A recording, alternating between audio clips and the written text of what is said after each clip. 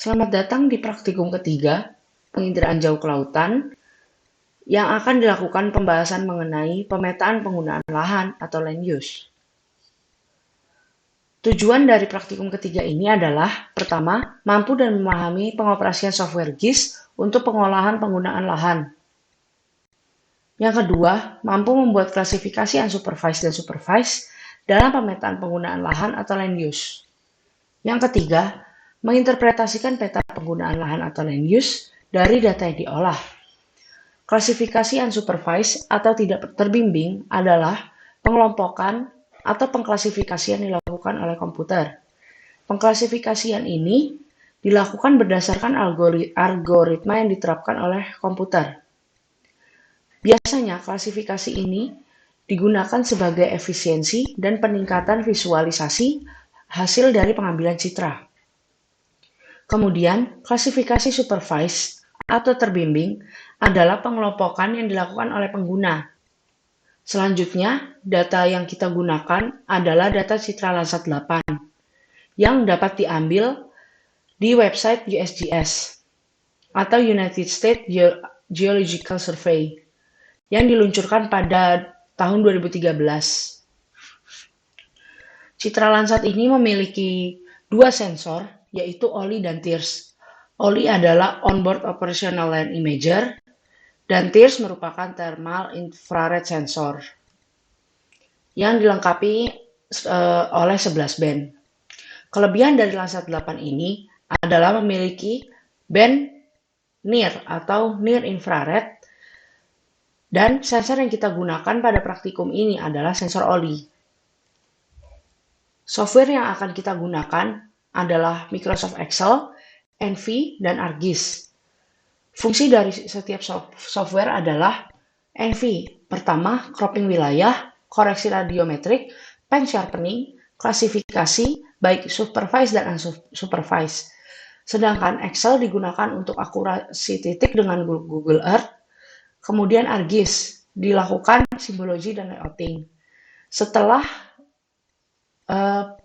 pengolahan data menggunakan ketiga software ini akan dilakukan interpretasi berdasarkan hasil olah data.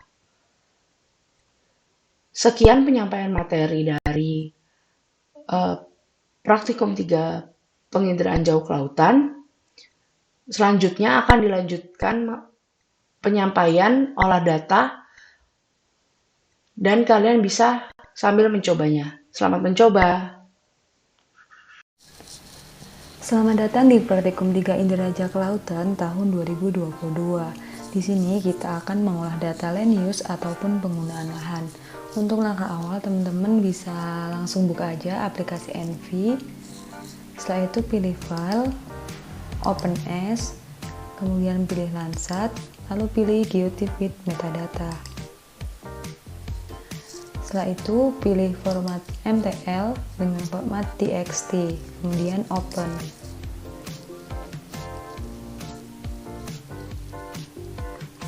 Nah, setelah didapatkan wilayah yang akan teman-teman petakan, kemudian untuk optimize linear ini kita ganti menjadi linear 5% untuk lebih memperjelas tampilan dari wilayah yang akan kita olah nantinya. Kemudian pilih toolbar ROI atau Region of Interest. Nah, kemudian pada menu geometri pilih yang rectangle. Kemudian mulai kita bentuk kotak.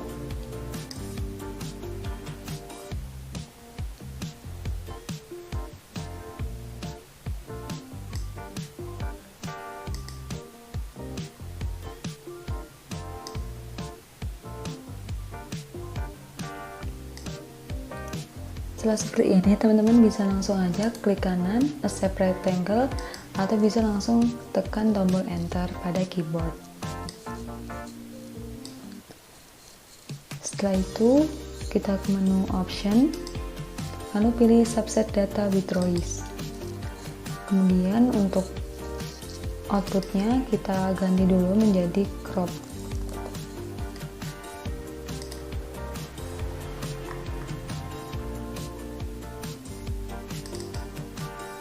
Kemudian open, lalu OK.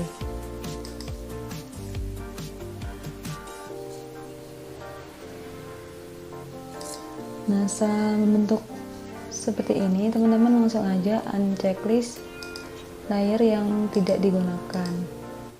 Selanjutnya kita akan melakukan koreksi radiometrik. Koreksi radiometrik ini dilakukan dengan cara mengetikkan radiometrik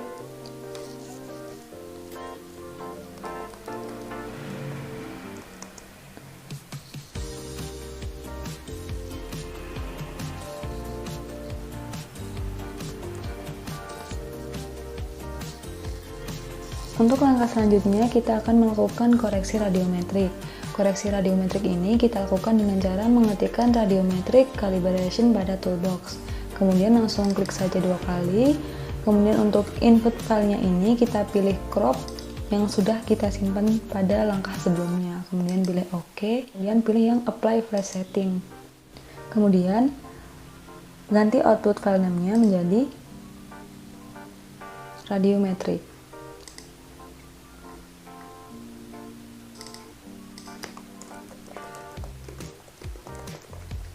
Lalu pilih open, kemudian pilih OK. Nah, setelah muncul seperti ini, teman-teman uncentang aja yang crop projected ini. Kemudian kita ke toolbox lagi, kita akan melakukan pen sharpening. Caranya, ketikkan pilih yang Graham Smith pen sharpening, kemudian klik 2 kali. Lalu untuk low spatial resolution-nya, kita pilih yang radiometrik, kemudian klik OK. Lalu untuk high spatial resolution pen input pen-nya, kita pilih yang multi panchromatic.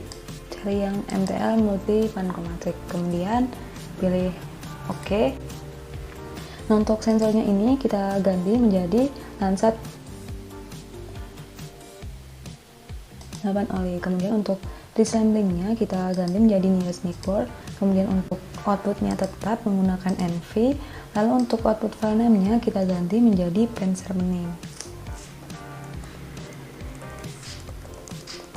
Kemudian pilih open, lalu OK.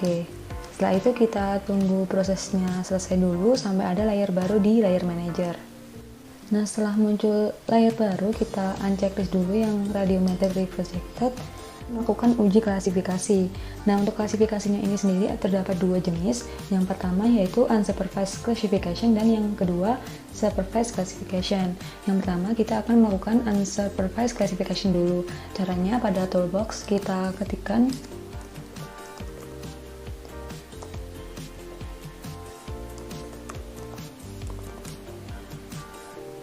classification workflow.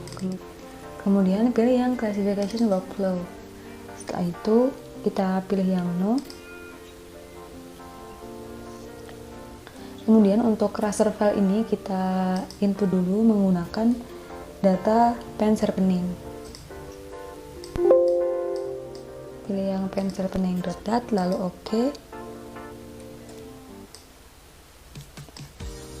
Setelah itu kita pilih yang next. Kemudian untuk unsupervised ini kita pilih yang no training data, lalu pilih next. Kemudian untuk request number of classes-nya ini kita ganti menjadi 6. Lalu kita pilih next lagi.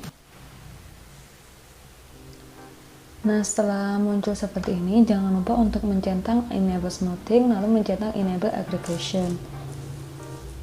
Nah, untuk smoothingnya kita ganti menjadi 5. Kemudian bisa langsung di next. Lalu untuk output filenya kita ganti dulu menjadi unsupervised. Kemudian yang bawah juga sama, diganti unsupervised.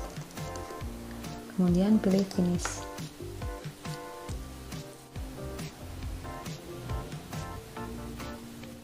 Setelah muncul seperti ini, kita akan melakukan klasifikasi yang kedua, yaitu klasifikasi supervised. Caranya sama seperti yang tadi, kita unchecklist dulu untuk unsupervised, lalu pilih classification workflow, lalu pilih yang no. Untuk raster filenya sama, kita pilih yang pen sharpening, lalu OK, kemudian next.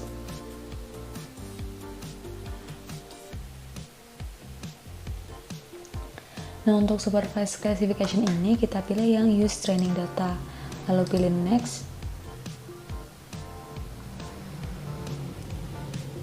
Kemudian tambahkan kelas menjadi 6 kelas dengan menekan tombol add class. Lalu di sini di class properties kita ganti namanya menjadi perairan. Kemudian untuk warna hijau kelas pemukiman. Untuk warna biru tua untuk kelas hutan. Lalu kuning untuk kelas sawah. Kemudian untuk ungu kelas tambak, dan untuk biru muda untuk kelas vegetasi.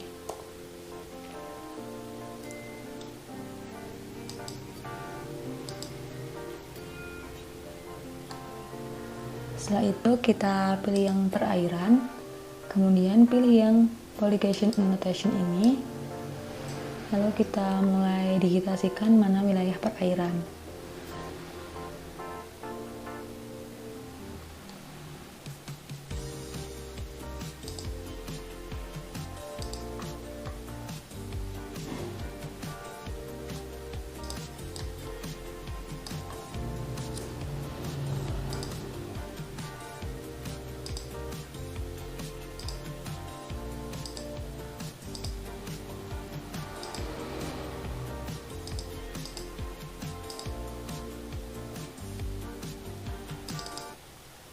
Klik 2 kali untuk mengakhiri digitasi, kemudian dilanjutkan untuk mendigitasi masing-masing dari training data.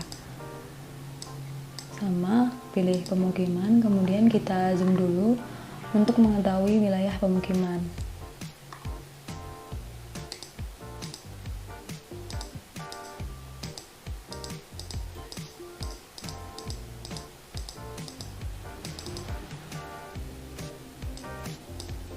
Kemudian hutan,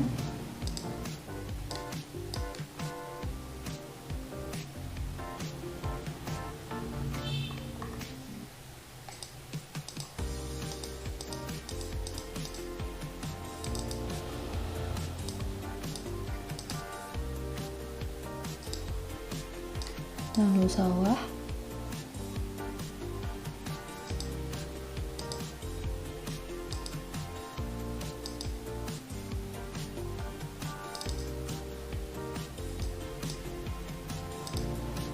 kemudian vegetasi,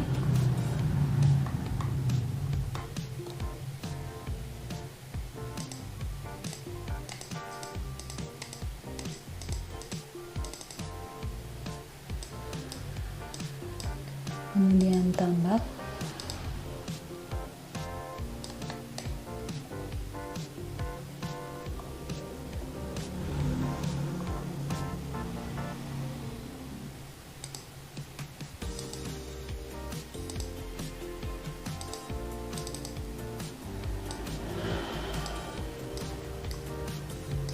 semakin detail akan semakin bagus. Kemudian setelah selesai semuanya, lalu pilih next.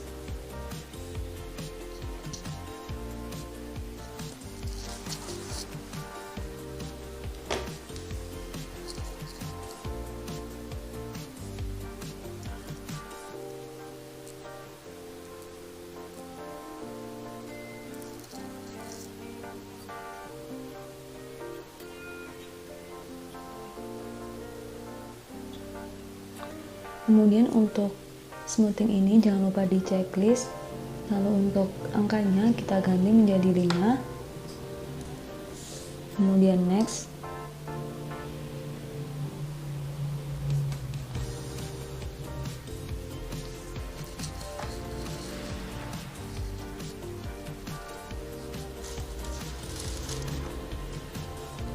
Kemudian untuk exportnya ini kita ganti dulu menjadi supervised.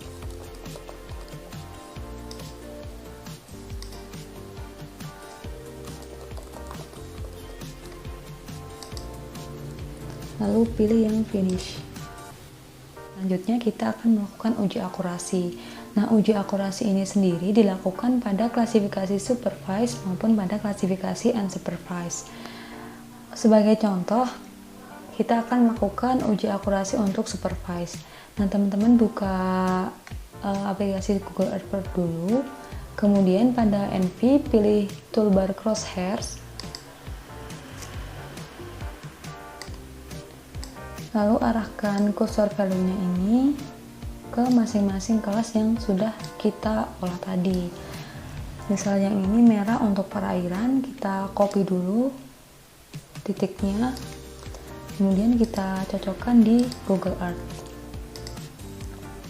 Nah, apabila titiknya ini sudah sesuai yaitu perairan, teman-teman isikan dulu di perairan ini dengan angka 1. Begitu seterusnya hingga minimal membuat 10 titik. Kita lanjut lagi untuk mengecek uji akurasi dari pemukiman. Kita arahkan kursor value-nya ke yang hijau, lalu kita copy, kemudian kita paste di Google Earth. Nah, apabila titiknya sudah sesuai dengan pemukiman, kita bisa langsung aja tulis angka 1. Kemudian untuk hutan, kita cek lagi di NV, kita arahkan kursor value-nya, kita copy titiknya, dan kita cocokkan di Google Earth. Nah, apabila sudah sesuai, berarti hutannya juga diisi 1. Lalu kita akan mencoba untuk kelas tambak. Kelas tambak ini titiknya salah, yaitu titik menunjukkan vegetasi.